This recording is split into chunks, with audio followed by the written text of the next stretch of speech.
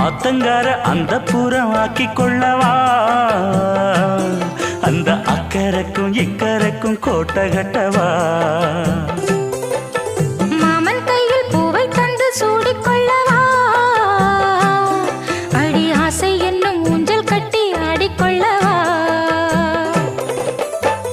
சொல்லு சொல்லு திட்டம் என்ன சொல்லுவது கஷ்டமா பொத்தி பொத்தி வச்சதென்ன என்னென்னவோ இஷ்டமா